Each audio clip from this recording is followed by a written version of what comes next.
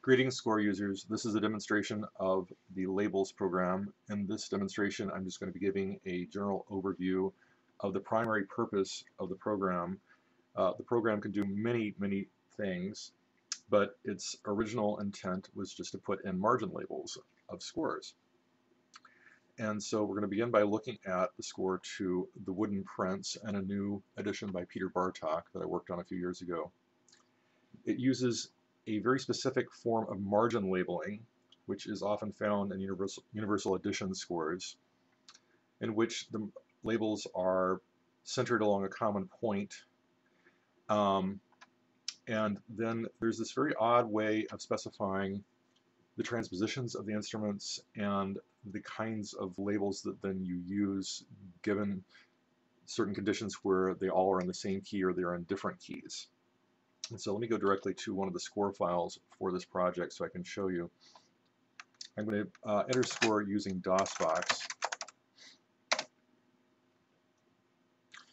And here's a page from The Wooden Prince. And I want to zoom in on the clarinets to point out how they are being handled here.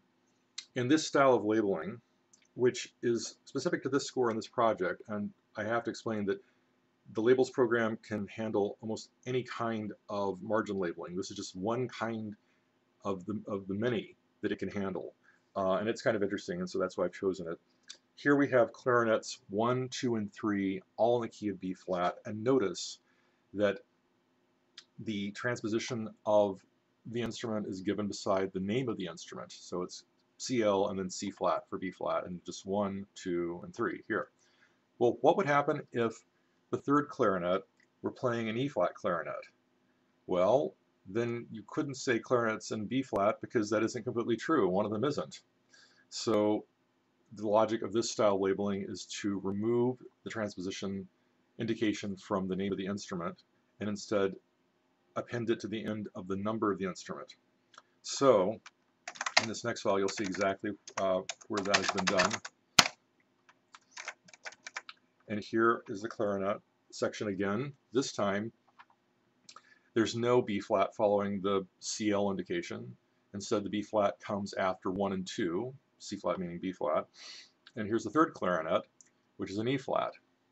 So in one context, a certain kind of labeling is used, and in another context, a different kind of labeling is used. And the labels program has a logic engine which allows you to distinguish between these various cases and apply one style of margin labels over another, depending upon the conditions in the file. And it's all done based upon the P9 values in the staves themselves. So nothing has to be there except for those P9 values for labels to do its work. And so I will show you now by stripping out the labels on these files. There's a third file which I only have here to show you that the CL label disappears between the soprano clarinet section and the bass clarinet, because here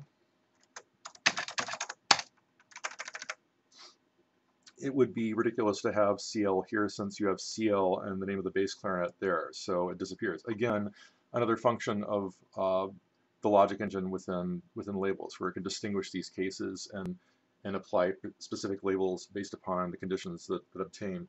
So now let's go back to the first file, and I'm going to read a little score macro called delmac, and that just strips out the labels and the margins. So now there's nothing there whatsoever.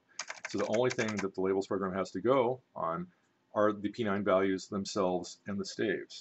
So if I now execute the labels program, processing the files, and I have a little list file named N. It doesn't have an extension that has the names of the files, AO1 through 3. Now if I say labels I, that's the I switch is for reading in an input text file, and N, and it does its work, and boom, it's done. And now if we go back into score, you'll see all the labels have been restored. And notice that they are perfectly centered, both left, right, and up, down. So the flute here is right smack dab in the middle between the staves in the white space, and that's because labels program can measure the height of text and use that for figuring out precisely where to put the text so it's centered vertically perfectly. It of course can see the width of the text as well and centered along a common point. Here's the next file in the sequence, and you can see that it did not put C flat after the CLs, it actually left them unadorned. And here's the third file.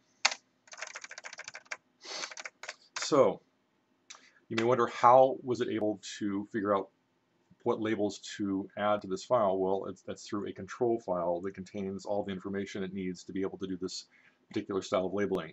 And in the next lesson, I will go over the control file itself, and we'll take it from there.